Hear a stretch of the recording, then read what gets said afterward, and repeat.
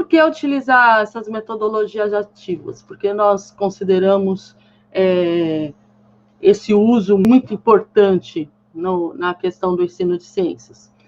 Nós vamos colocar aqui uma fala da Lilian Bassic, do José Moran, tá? Que eu acho bem importante.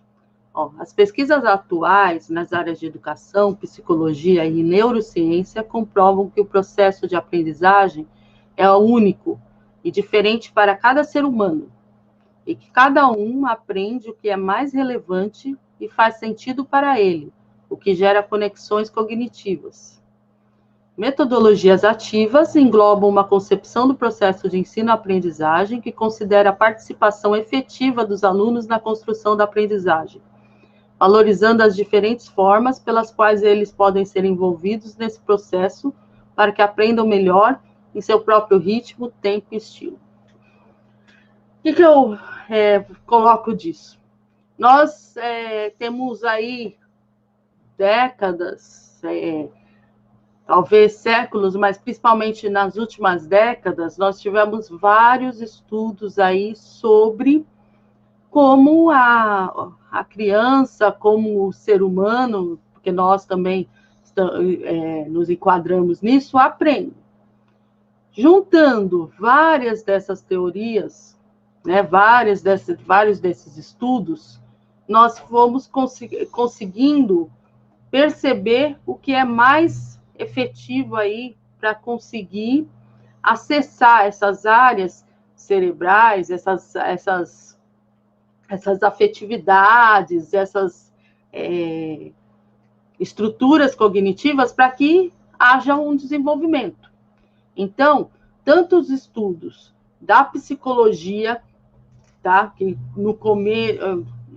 prioritariamente, grande parte da base daquilo que a gente conhece de como a criança aprende, vem aí do campo da psicologia, feito aí por psicólogos que, em alguns deles, não estavam preocupados necessariamente com a sala de aula, tá? Eles estavam procurando como as estruturas se desenvolvem, assim como Piaget, por exemplo, Vygotsky, Vallon, né? Que eram autores que, à exceção de Vygotsky, não estavam preocupados diretamente com a educação, mas aquilo que eles construíram e como se dá essa aprendizagem, esse desenvolvimento cognitivo, serviu de suporte para o que a gente tem hoje nesse campo de metodologias ativas, tá?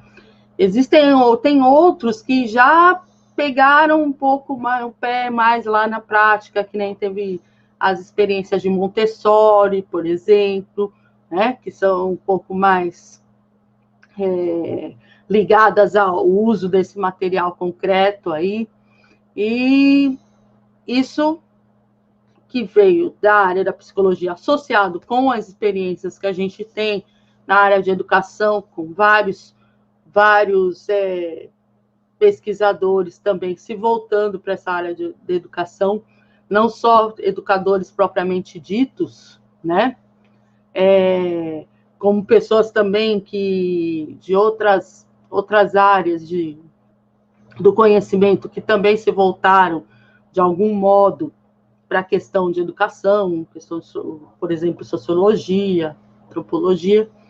E, por último, nós temos os avanços da neurociência. Você pode perceber, assim, através de estudos de imagem, né, que é uma coisa assim que parece meio de outro mundo. Quando você fala na educação, você vai olhar quais áreas do cérebro são ativadas em relação a determinado estímulo, mas apesar de vir de uma ciência dura, né, a neurociência, esse tipo de conhecimento, esse tipo de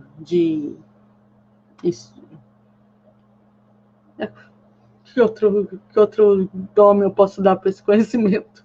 Então, todo esse arcabouço de informações também serviu para que a gente percebesse que o cérebro humano, que ele é ativado com determinados estímulos e que esses estímulos não oferecem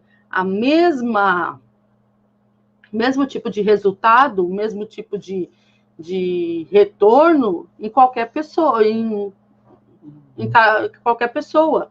Nem pode ser, por exemplo, que uma imagem, eu estou lá, por exemplo, com um livro didático. Livro didático, vamos falar uma coisa muito tradicional, mas se você olhar uma página do livro didático,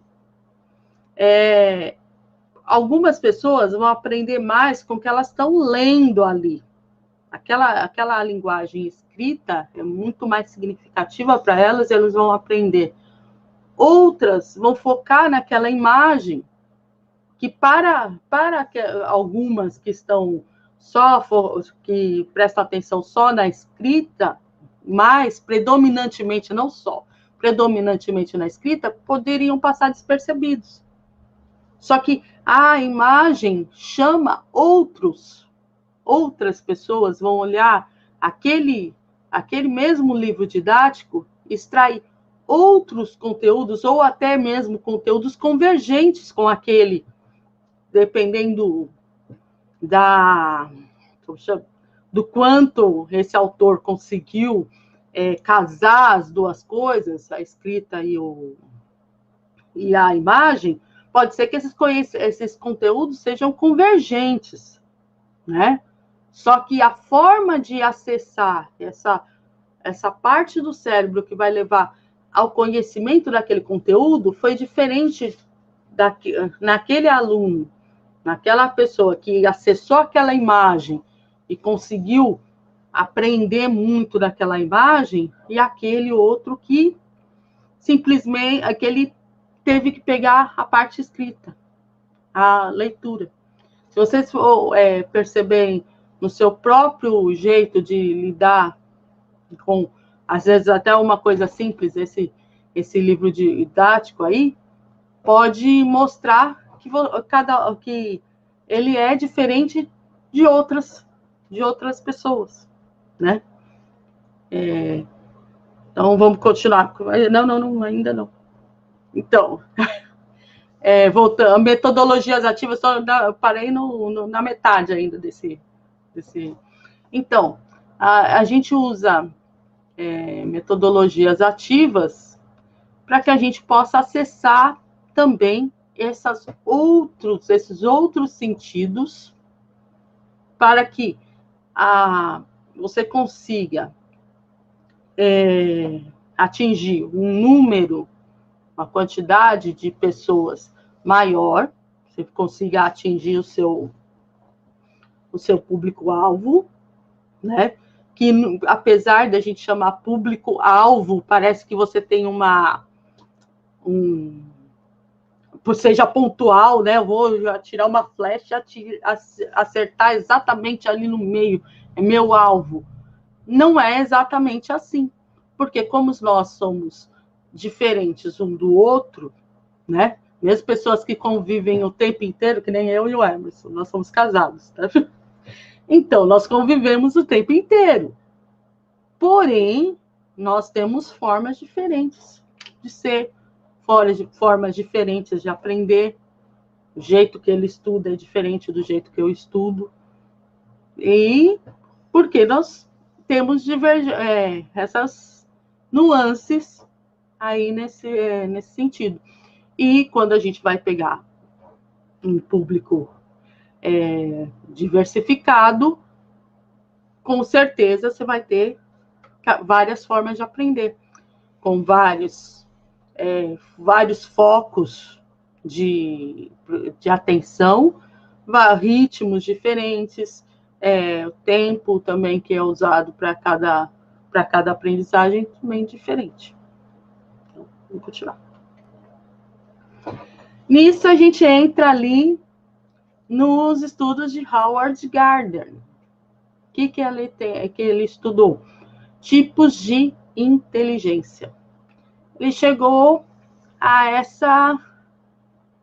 esse tipo de conclusão, de que nós não pensamos totalmente igual e que pensar diferente não significa que você não tenha uma inteligência. Porque, assim, antigamente, não sei quantas décadas atrás, o mais valorizado, ou eu falei antigamente, mas até hoje em dia tem resquícios disso. Uhum. A inteligência mais valorizada é a lógico-matemática. Que nem... fala um pouco dos testes de inteligência.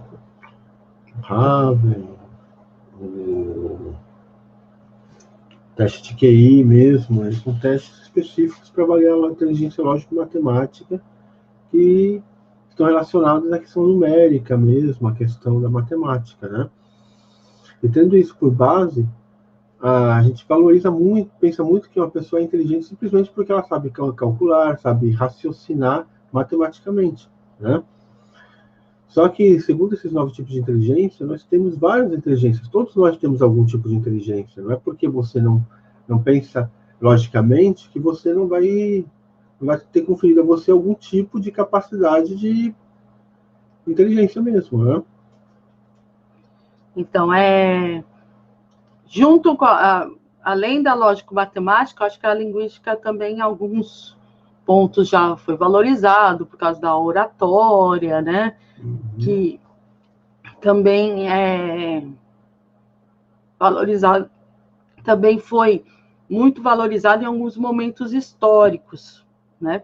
Principalmente na época dos filósofos, grandes filósofos, tudo mais. Mas também atualmente, né? Atualmente os políticos, advogados, sim, né? E você também, aqui, você consegue vender, até mesmo uma pessoa lógico-matemática que tem uma inteligência linguística associada, consegue vender melhor a inteligência dela para o público-alvo, né? Uhum. Consegue demonstrar que ela sabe mais. Porque muitas vezes você, ficando autocentrado, você não consegue demonstrar a sua capacidade de raciocinar, a sua capacidade de pensar. A linguística também é muito usada por vendedores, porque você consegue, às vezes, provar que você sabe mais do que você. Vendedor é o mestre. Um bom vendedor tem essa inteligência linguística para conseguir, em linguística interpessoal, né? Para conseguir te convencer a comprar determinado produto. E você pode pensar, às vezes, esse seu vendedor, ele pode não ter sido tão bom lá na escola em química, física, né? Matemática ele vai ter um pouquinho, mas matemática básica, às vezes, né? Às vezes pode ser que tenha mais. Mas isso não significa que ele seja excepcional naquilo que ele faz, não é? Então, para quem assiste The Office, de repente é o Michael Scott. Ou mesmo na questão do marketing, né? A questão do marketing usa muita linguística interpessoal, porque como as pessoas enxergam aquilo que está sendo vendido. É como você consegue comunicar aquilo, valorizar aquilo que você está vendendo, aquilo que você está oferecendo para o público-alvo. Verdade. Então, vamos lá.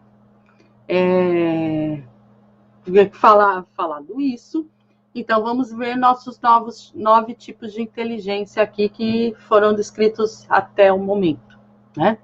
Então, a linguística, que a gente já acabou de falar, já puxou muito para a linguística aí,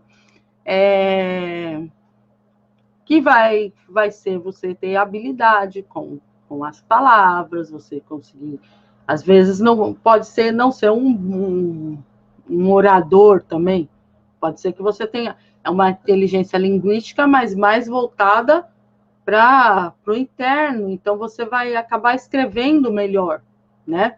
Escrevendo, fazendo, como se chama? Aquelas reflexões filosóficas também na sua escrita, né? lendo, conseguindo ler, aquela pessoa que consegue ler aquele monte de artigos, de livros, de tudo mais, e colocar aquilo num livro de uma forma bem mais simples para você, né?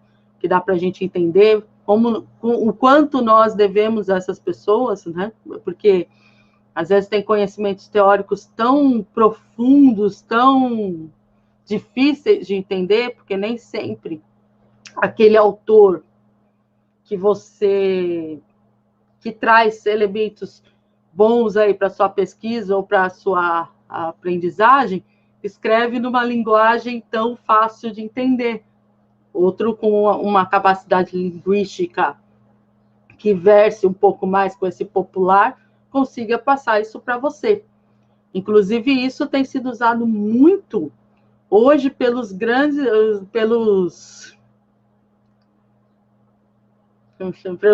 oradores que a gente tem da filosofia, ou da história, que nem o Leandro Carnal,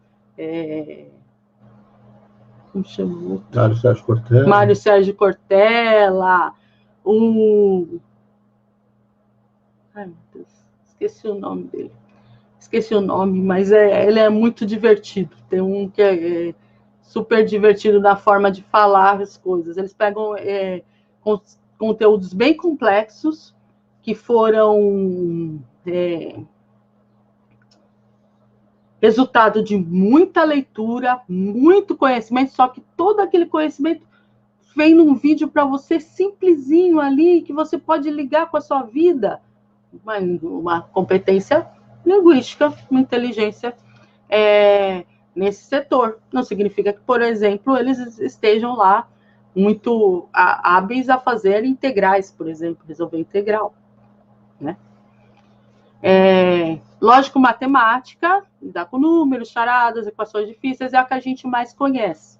Inclusive, até no cinema, é valorizada essa inteligência lógico-matemática. Quem não assistiu o filme lá do John Nash, Uma Mente Brilhante, ele lá resolvendo aquelas equações na janela, e a gente olha, nossa, uau, como ele é inteligente. Lógico, ele era inteligente, ele é muito inteligente, mas não significa que outros tipos de inteligência também não seja.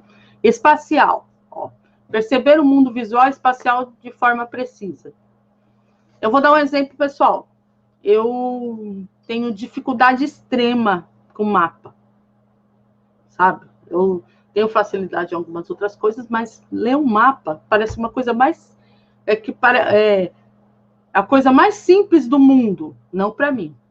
Para mim é muito difícil. O mapa está indicando à esquerda, eu vou à direita. Eu tenho essa dificuldade. E quando eu penso, não, eu tenho que fazer o contrário do que eu pensar. Faço o contrário do que eu pensei e dá de novo errado. Então, é uma inteligência também que alguns têm maior do que outros. Nem todos podem ser caminhoneiros e andar pelo Brasil inteiro, né? Tem alguns que vão conseguir se perder mesmo com GPS, não é? Porque é um tipo de inteligência que pode estar mais ou menos desenvolvido em você. Então, aquele seu caminhoneiro, taxista, ou até outras profissões aqui que eu não tô tendo tantos exemplos, ele pode ter um tipo de inteligência mais desenvolvida, ele pode ser mais inteligente nesse ponto do que um doutor em alguma área que não seja desse ponto, certo? Nem ordenar. Às vezes você vê um aluno que tem a dificuldade aí com, por exemplo, localizar as coisas num mapa, tudo mais. e para você parece tão normal lá, falar, como que ele vai falar que o país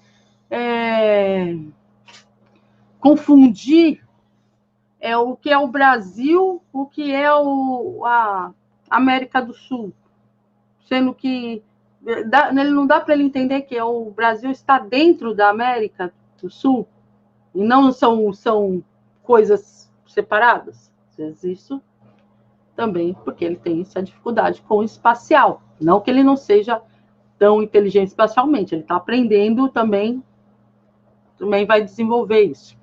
Corporal sinestésica, essa eu não tenho. Mas, por acaso, Neymar, os Pelé, por exemplo, ou vários outros atletas, que nem os atletas da ginástica olímpica, deixa eu ver se eu lembro alguém, Daiane dos Santos, né? Daniela Hipólito. São pessoas que têm uma inteligência corporal sinestésica bem desenvolvida. Não significa que outras pessoas tenham. Lógico que nós vamos desenvolver essa competência, essa inteligência. Sim, lógico que eu vou tentar lá fazer o Just Dance, que agora eu tenho que fazer exercício, estou fazendo Just Dance. Eu sou péssima naquilo. Só que ser péssima naquilo é ótimo. Porque se eu estou fazendo alguma coisa para fazer um exercício físico, para eu movimentar meu corpo, minha mente também vai estar muito ativa quando eu estiver fazendo aquilo, porque como eu tenho dificuldade para fazer aquilo, eu vou ter que mobilizar várias estruturas aqui da minha mente para conseguir fazer alguma coisa meio ruim, mas com muita boa intenção. Tá? Então, é assim. Musical, apreciar, compor, reproduzir uma peça musical. A gente não está acostumado a falar um gênio, Mozart, por exemplo, um gênio musical, ele é capaz de apreciar, perceber nuances assim dos sons. Tem, às vezes, pessoas que estão ouvindo a mesma música que você, só ela percebe um instrumento lá no fundo, que você fala, nem sabia que isso existia nessa música, não percebi. Não tem como perceber. Inteligência musical, compor. Imagine você tirar do nada uma música. Do nada você cria uma coisa que vai causar sensações, causar bem-estar ou mal-estar nas pessoas, mas intencionalmente. Não é uma coisa fácil. Para mim, é dificílimo. Mas existem alguns que têm bastante desenvolvida essa habilidade. Tá? Quer falar alguma coisa? Não, pode falar. Inteligência 6, não é por gradação, não, tá? Interpessoal, entender e responder a humores, temperamentos, motivações e desejos das pessoas. Professor, agora eu chegar na parte do professor, geralmente alguém com muita inteligência interpessoal, porque você está lá dando sua aula, tudo mais, aí você percebe a expressão de Joãozinho, vê que ele não tá muito legal, você percebe o outro que você já sabe que ele é muito tímido, você presta atenção na expressão dele, você já fala que ele mexeu assim no cabelo, olhou para cima, não está entendendo. Aí você vai explicar para ele. Ou você percebe quando aquela sua aula está tediosa, você chega, está lá achando que está arrasando na aula, né? Isso acontece quando você começa a falar demais, pessoas que falam demais, né? Pessoas que estão desse lado, porque pessoas que estão daquele lado falam menos. Então, essas pessoas que estão desse lado, às vezes falam demais e não percebem que os outros estão lá, dormindo, no sono. Daí eu olho assim, de repente, para a sala, vejo que está todo mundo meio morrendo lá. Peraí, acabou. Vamos fazer atividade. Vamos para outra parte desse momento. Acabou essa parte de explicação. Daí você percebe um pouco dessa inteligência interpessoal. Vai falar, mas a Márcia falou que ia falar de metodologias ativas aqui, e ela está falando numa aula expositiva. Alguma coisa a gente explica, né? Só que tem que tomar muito cuidado para não ficar falando demais. Às vezes eu me empolgo. Então, essa é interpessoal, tá? Não só o professor, como outras pessoas, outros que têm que trabalhar com o público. E, às vezes, é uma coisa que falta, né? Falta em algumas profissões, nem um médico, por exemplo. Um médico tem que ter um pouco dessa essa inteligência interpessoal, perceber um pouco o outro. Você não vai chegar para o outro e falar, olha, você está com câncer terminal. O que você acha? Você, já era. Não, né? O mesmo para o diagnóstico, né? No diagnóstico, você precisa ter precisa conseguir entender o outro, conseguir perceber certas coisas que o outro não está passando para você. Você percebe pelo temperamento dele, pelos humores, motivações, o que ele está sentindo também. Isso se deve ao fato de você poder estar percebendo isso no outro. Não é só você pegar e ficar... O médico, você não só fala, o médico, por exemplo, principalmente para médicos infantis, né? Para pediatras. O pediatra tem que ter uma inteligência interpessoal muito, muito arraigada, muito forte, para poder perceber o outro, perceber como a criança está sentindo, como a criança, o que ela está passando, a cara dela, a forma dela, né? Então, é uma inteligência muito importante nesses aspectos em quem vai lidar com o público.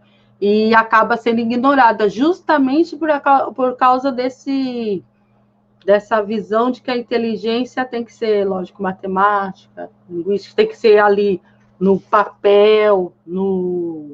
Quantificável. Quantificável e coisas que são analisadas numa prova, né? Uma prova escrita, tudo mais. E, às vezes, as profissões que são muito, muito reconhecidas socialmente trazem pessoas que acham que não tem que lidar com o outro, sendo que nem uma profissão médica ou psicólogo é totalmente altruísta no sentido de não de você doa um pouco de si mesmo naquela relação. E existe uma relação interpessoal. E você tem que ter esse tipo de inteligência, tá? Então é importante, muito importante. Principalmente quando a gente está doente. A gente precisa de um profissional que tenha esse tipo de inteligência. Do mesmo jeito, a gente, mesmo como paciente, você tem que ter bastante dessa inteligência para ser paciente com algumas coisas e conseguir contornar os momentos de conflito, né? E na sala de aula também, principalmente, nós temos muitos conflitos e você tem que ser um mediador de conflitos, né? Intrapessoal, ter acesso aos próprios sentimentos, sonhos e ideias, entender a si mesmo. A compreensão de si mesmo também não é uma coisa que todo mundo tem bem desenvolvido. Tem alguns,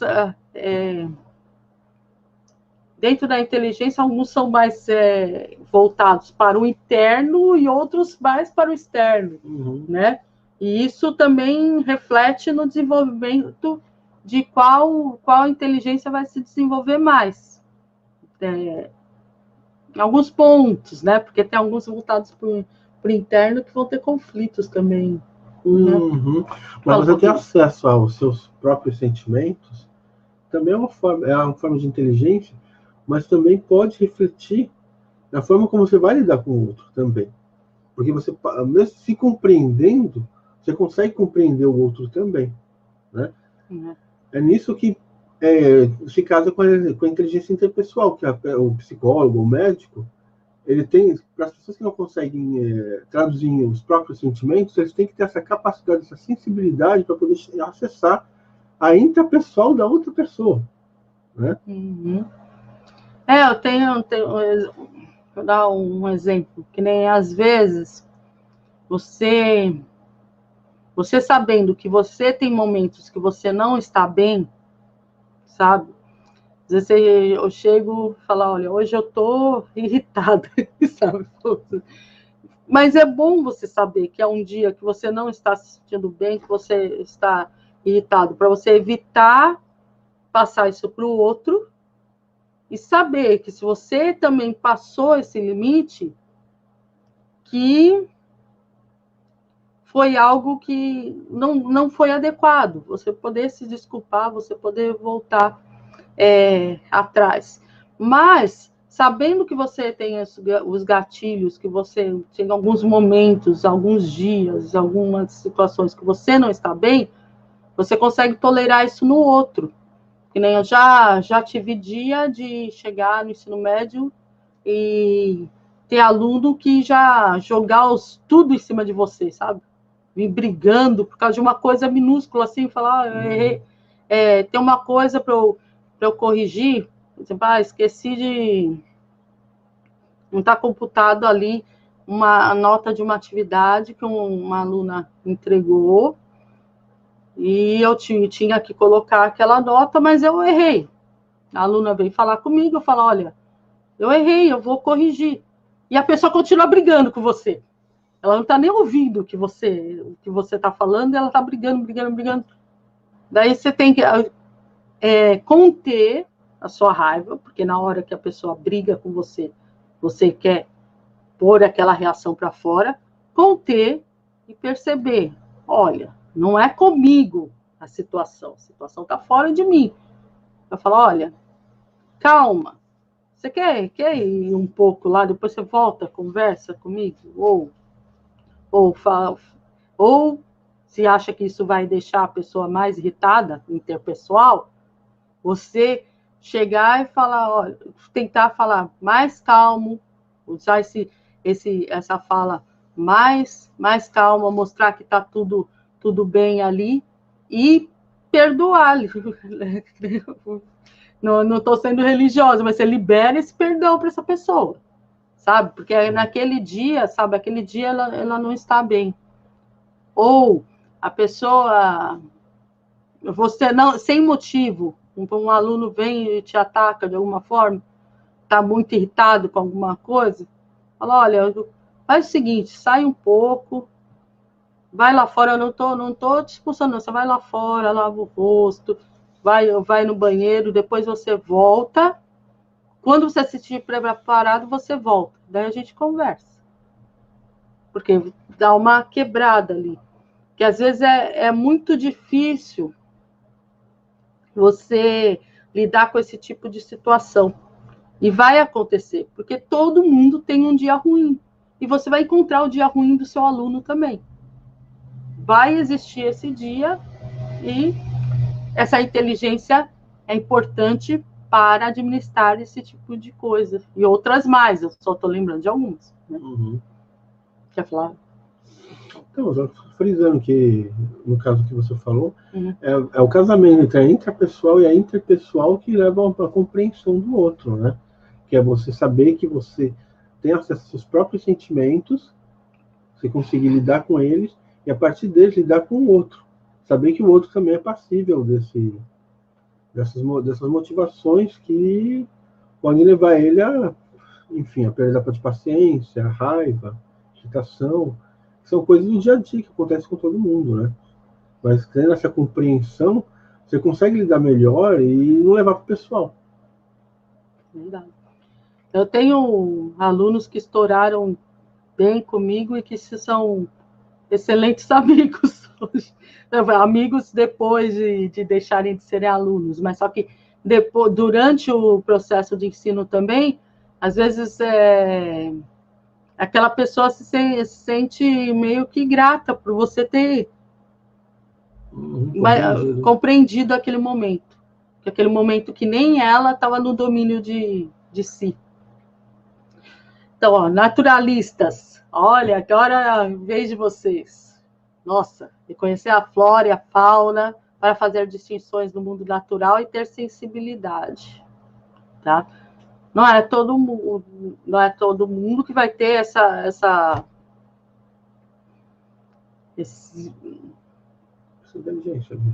inteligência.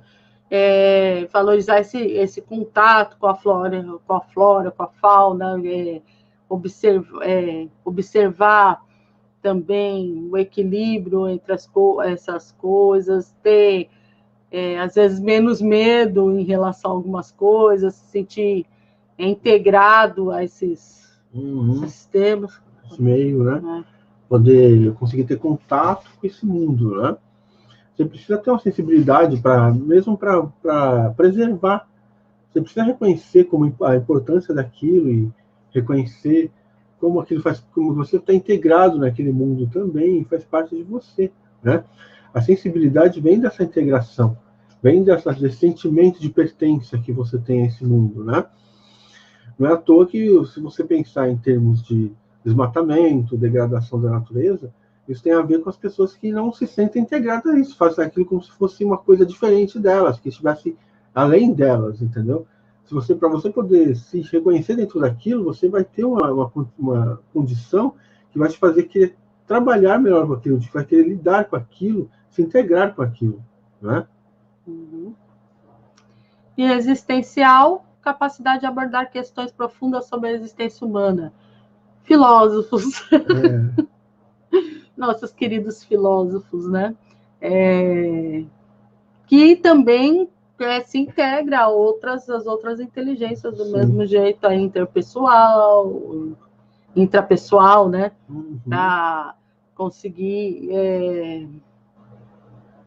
ter essa visão, às vezes um pouco espiritual em alguns casos, em outros também filosófica, né? Porque a filosofia tem um pouco a ver com procurar esse sentido da vida.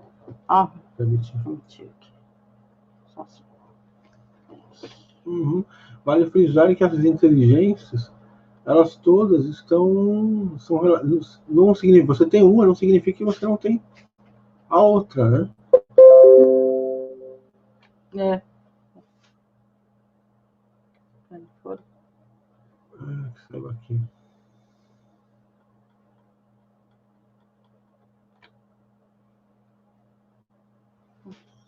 Só um segundo. Deu um probleminha aqui. Pequeno problema. Voltamos. Voltamos?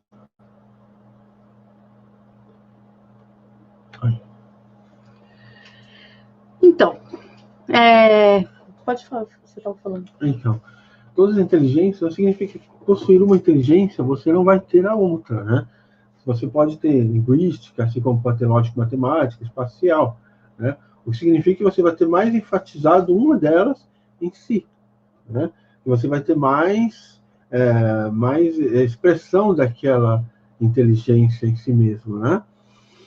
No caso da intrapessoal, por exemplo, você pensa que se você tem intrapessoal, você não vai ter interpessoal? Não, você vai ter, porque você precisa da intrapessoal para poder entender o outro, para poder se relacionar com o outro.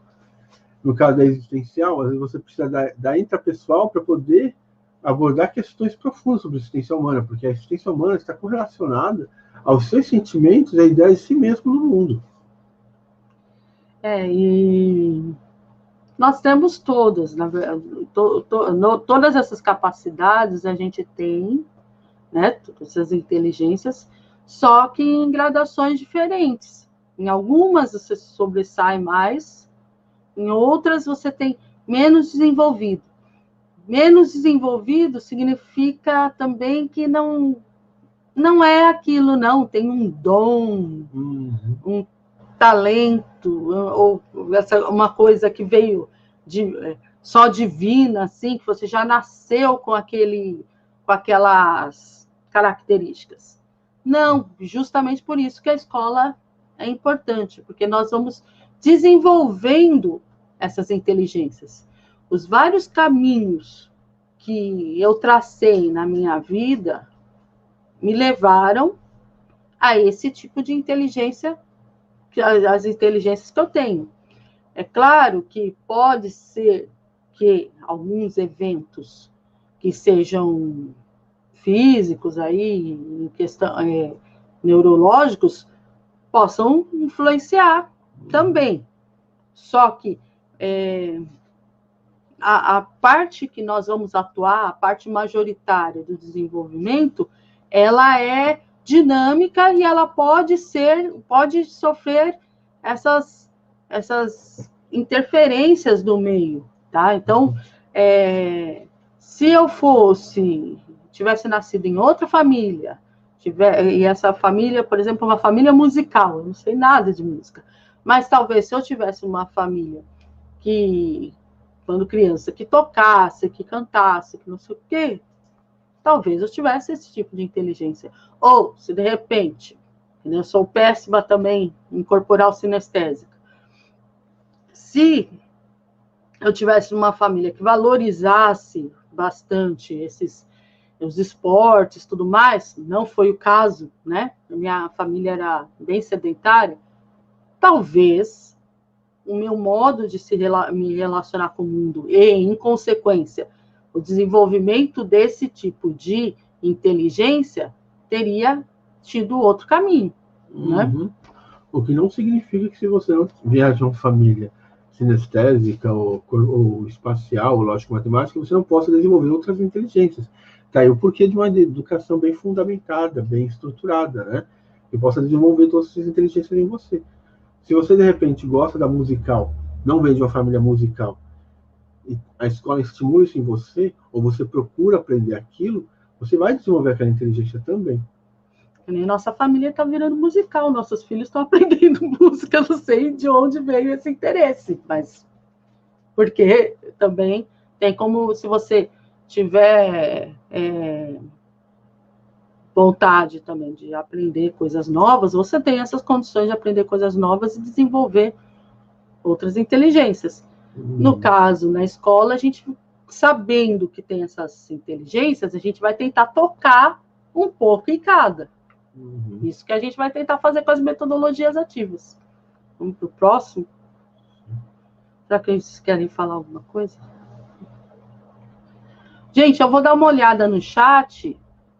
Se vocês quiserem fazer algum comentário, porque daí eu...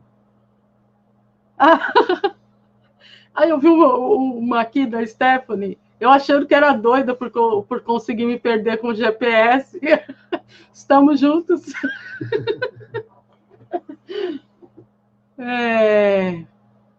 Então, a Stephanie falou, a própria divulgação científica, não são todas as pessoas que sabem adequar a linguagem. O trabalho com isso exige muito.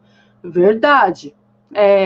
Nem sempre aquele que produz ciência sabe passar, sabe transmitir aquela ciência, porque você tem que ter uma competência linguística, aí tem que ter uma inteligência linguística para que você adeque aquela sua fala para que as pessoas entendam, tá? Porque você, no meio científico, você fala uma linguagem que é fechada ali. Aquelas pessoas que trabalham na sua área entendem perfeitamente o que você está falando. Agora, os que estão fora da sua área, às vezes, ficam lá boiando, né? Então, isso é importante. Por isso que o setor de divulgação científica, a área de divulgação científica, aí as pesquisas sobre essa divulgação são muito importantes para que a gente consiga fazer o que a gente está precisando muito nesse momento, né? A gente precisa muito de divulgação científica para que alguns erros que estão acontecendo aí de interpretação das coisas não aconteçam mais, né? Nós estamos num período tenebroso. Vamos voltar? Vocês querem falar alguma coisa?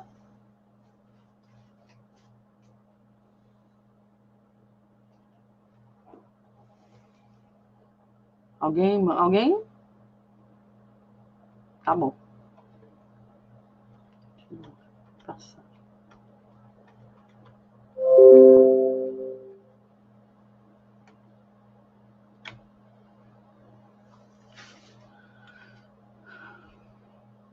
Ó, agora, passado lá das inteligências, nós vamos ver esses tipos de conteúdos que eu acho também importantes para a gente pensar a metodologia ativa. Conceituais, procedimentais e atitudinais. Vamos ver um exemplo. Por exemplo, estou trabalhando densidade. Como depois eu vou mostrar um... E eu não devia dar esse spoiler. Mas vai com spoiler mesmo. Então, eu vou trabalhando densidade, certo? Tem uma série de conteúdos conceituais que eu vou estar trabalhando, por exemplo, que eu depois, mais para frente, porque eu vou entrar no conceito depois, vou pegar fórmula de densidade, saber quais tipos de materiais estão ali, são bons, por exemplo, para fazer um barco, qual tipo de material é bom para prender esse barco lá no mar, por exemplo, para pôr uma âncora, tudo mais. Isso, conceitual. Procedimentais, dentro de uma atividade que eu vá trabalhar, vou dizer, por exemplo, essa atividade de ver o que boia, o que afunda na água. Existem alguns procedimentos que eu vou fazer para aquilo. Na verdade, os procedimentos vão ser simples. Vou colocar um pote com água, eu colocar os materiais ali dentro dessa água. Isso é bem simples. Mas pode ser que eu tenha procedimentos mais complexos. Por exemplo, uma atividade que eu fiz de fazer as cestas, por exemplo. Cestas de material reaproveitado, de papel reaproveitado, tá?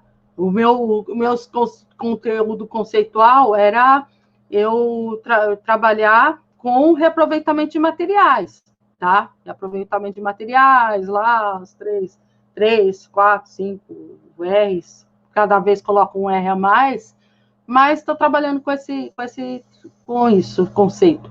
O meu procedimento era ensinar como fazer aquela cesta de papel, tá? Então, aquele procedimento previa uma série de etapas que iam levar a um resultado final. E atitudinais seria, por exemplo, começar a reaproveitar aquele tipo de material, tá? Chegar à ideia de que aquele material tem que ser ou eu reaproveito ou eu destino para alguém ou para alguma instituição que possa fazer o reaproveitamento daquilo, porque ele tem um valor embutido nele, mesmo quando ele é descartável por mim. Pode se tornar descartável por mim. Uhum. Quer falar? Não, atitudinal é basicamente isso mesmo. É você mudar a sua visão do mundo, sua inserção no mundo frente àqueles conhecimentos que foram colocados, né? É a mudança de atitude mesmo. Mudança, você passa a perceber o mundo de uma forma diferente. Então, e por que eu coloquei isso para metodologias ativas? Eu resgatei esse tipo de conhecimento. Porque quando você usa uma metodologia ativa, você está tocando nesses três tipos de conteúdos. Então, às vezes, na sua avaliação, você tem que pensar em qual que você está avaliando. Às vezes você chega, faz todo esse trabalho, que nem eu fiz das cestas lá de papel reaproveitado, tudo mais. Daí eu chego, dou uma prova só falando lá, o que são os 3 R's? Daí eles vão lá e respondem o que são os 3 R's. Ou põe um monte de questões teóricas.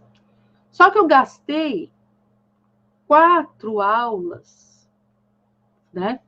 4 aulas inteiras fazendo uma cesta, ensinando lá você a fazer as tirinhas de papel, a trançar aquele papel, falando que aquele procedimento de trançar é o mesmo que você usa num tecido, por exemplo, para fazer um tecido. Tive ensinando toda como finalizar aquilo, como pintar, tudo mais. Ensinei várias coisinhas dessas, só que de repente eu só quero saber o conceito. Todo o resto que eu consegui, eu não estou avaliando. Que nem o atitudinal. Vou falar uma atitudinal mais como chama? Mais imediato. Esse meu aluno foi lá, passou nas outras salas, pedindo que tinha mais daqueles caderno velho, apostila, para ele usar para fazer atividade. Tá? Então, ele mudou uma atitude, ele foi recolher isso como tornou isso valioso, porque ele queria fazer mais cestas para dar lá para a mãe dele, para o pai, porque ele achou legal aqui. Tá? Porque às vezes a atitudinal a longo prazo é mais difícil de você avaliar, né?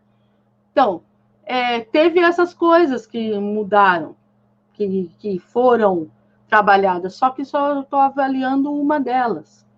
Então,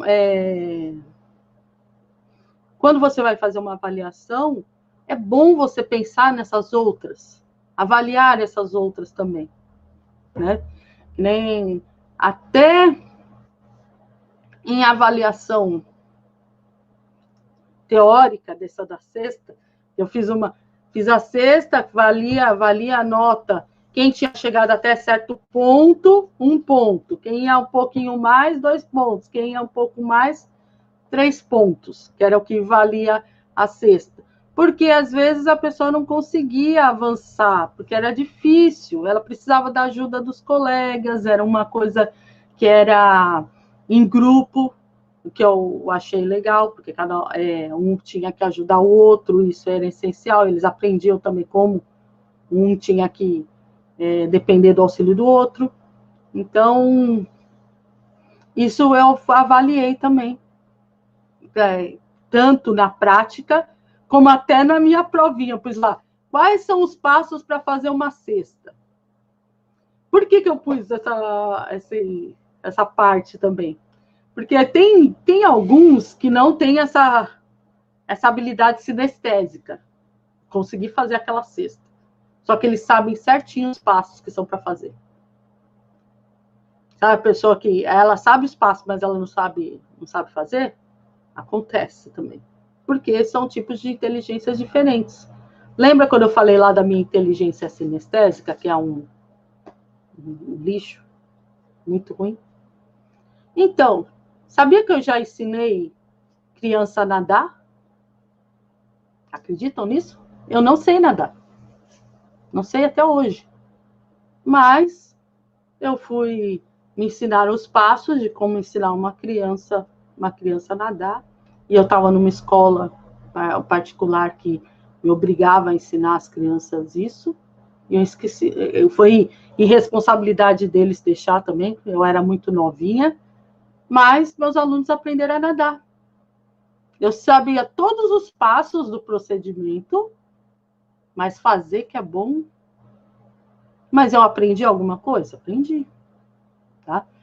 Os atitudinais também precisam ser, essas coisas têm que ser avaliadas, porque às vezes você ensina uma coisa e você avalia outra. Esse é o problema, é um problema. Tá? Continuando. Então, algumas... Que horas são? 9h33. Algumas técnicas para aprendizagem ativa que a gente conhece aqui, ó. Aula invertida, aula invertida é bem interessante, mas eu acho que para o nível superior é melhor. Principalmente se for leitura de texto. Fala, olha, você leia primeiro o texto para depois, em sala, a gente vai discutir sobre esse texto. Às vezes os alunos não vão ler esse texto fora. O mesmo vídeo, né? O mesmo vídeo. A não ser que você faça com um roteiro dirigido, né? Você põe lá, por exemplo, é um texto, você põe um roteiro de perguntas só de verificação, se ele está lendo ali. Pode ser aquelas perguntas bem... precisa ter profundidade nas perguntas, só para verificação de leitura mesmo. Daí, e também ou verificação do vídeo. Depois, em sala de aula, daí você pode fazer discussões em cima daquilo, porque ele realmente leu ou assistiu aquele vídeo, né? Eu acho que é mais efetivo nessa questão.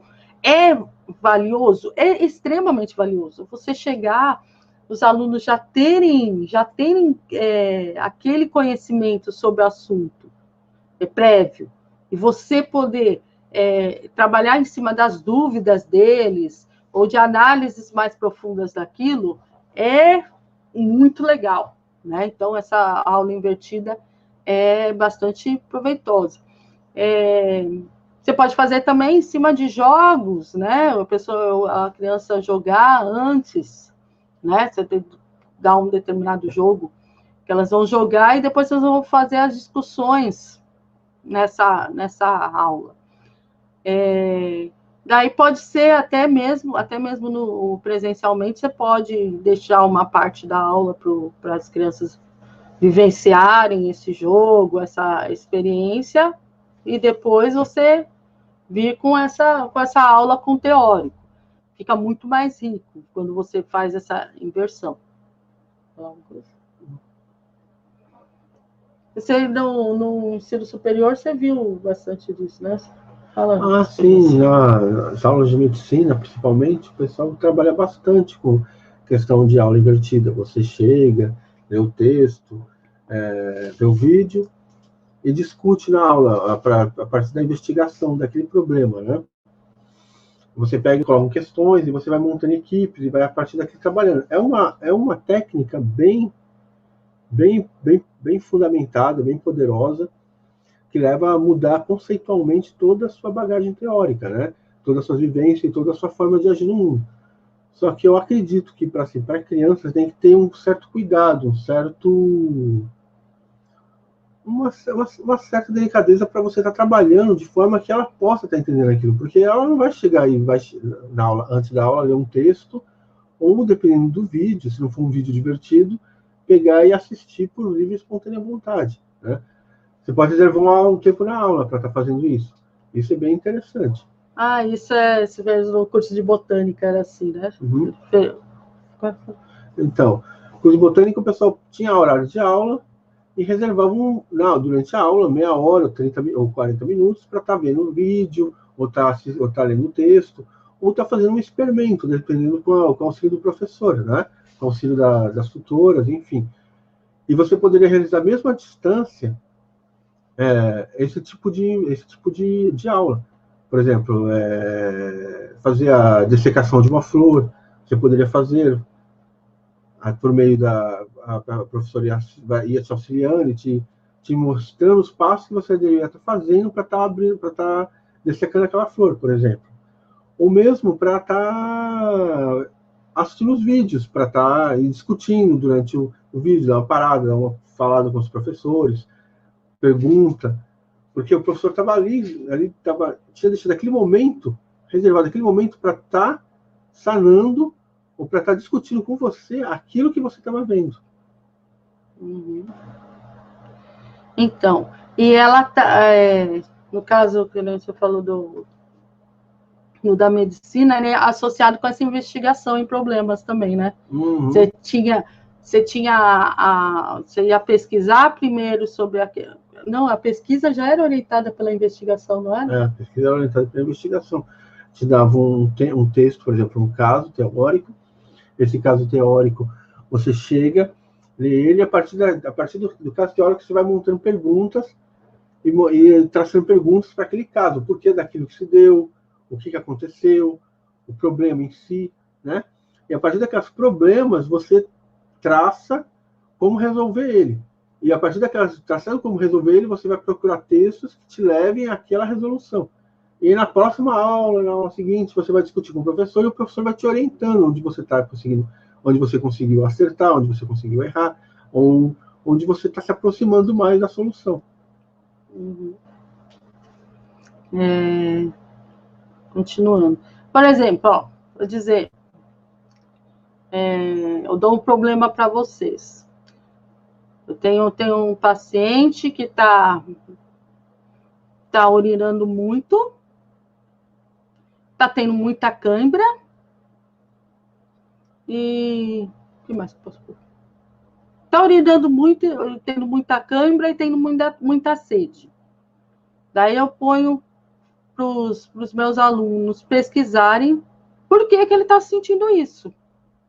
Daí, quando eles vão pesquisar, eu estou falando nos mais avançados, quando eles vão pesquisar isso, vão pesquisar que doenças, vamos dizer que seja um aluno de ensino médio, põe no Google esses sintomas, vão ver que doenças podem ter esses sintomas.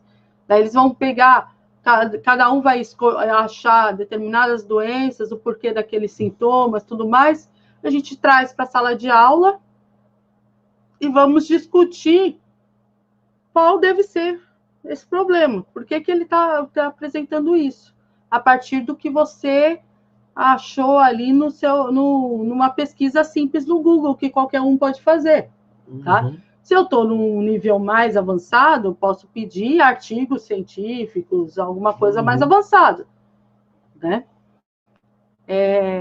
Então, não estou falando para ninguém se automedicar ou coisas desse tipo, tá? Só um exemplo de você chegou num problema, ter uma investigação a partir de um problema que você tem.